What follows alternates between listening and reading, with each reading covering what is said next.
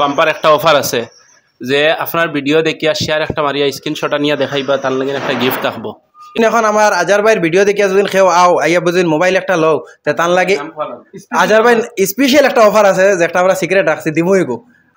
হয় বন্ধুসকল পোন প্ৰথমবাৰৰ কাৰণে নীলবাগানত ছেকেণ্ড হেণ্ড মোবাইল শ্বৰুম এয়া দেখিব পাৰিছে মোৰ পিছফালে আজি অপেনিং হৈছে আজি শুক্ৰবাৰ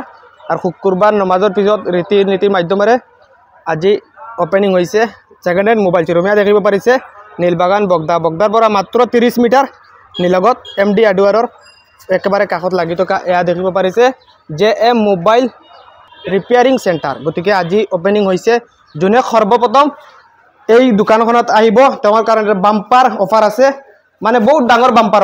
অফাৰ আমাৰ নীলবাগানত হয়তো এনেকুৱা দোকান নাই আজি প্ৰথমবাৰৰ কাৰণে খোলা হৈছে যোনে সৰ্বপ্ৰথম এই দোকানৰ পৰা মোবাইল নিব মোটামুটি ফ্ৰী লৈ যাব পাৰিব পুৰা ডাঙৰ অফাৰ আছে এয়া দেখিব পাৰিছে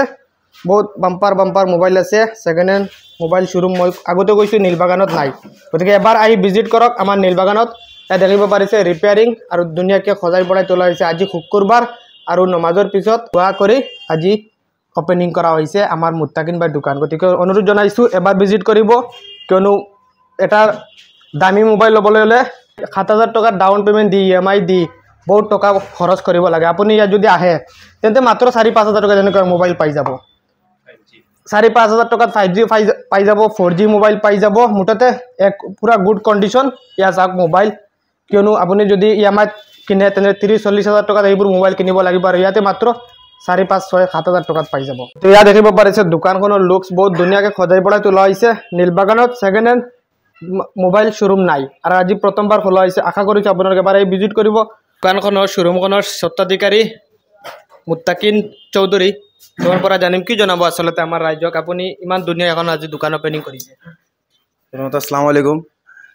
আমি সিলেটি ভাষায় কই আর কারণ আমরা ভিডিওটা বেশি আমরা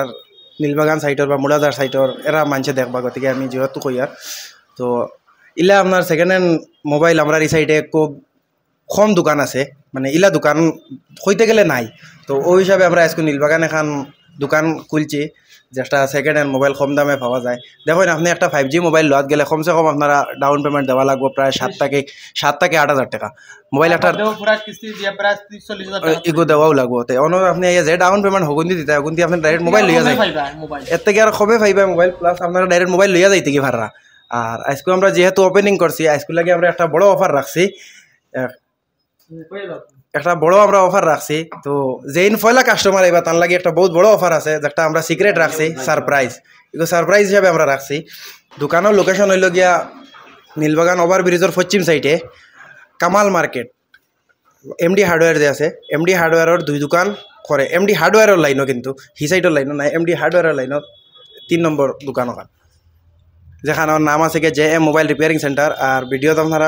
আমার মোবাইল নাম্বার দেব হইব কন্ট্যাক্ট নাম্বার দিয়া আছে আপোনালোকে আহি ডাইরেক্ট দোকানখনৰ এবাৰ ভিজিট কৰক আমাৰ নীলবাগান বগদাৰ মাত্ৰ 20 মিটাৰ নিলগত আৰু এনেকুৱা দোকান মই দেখি অত্যন্ত ভাল পাইছোঁ যে আমাৰ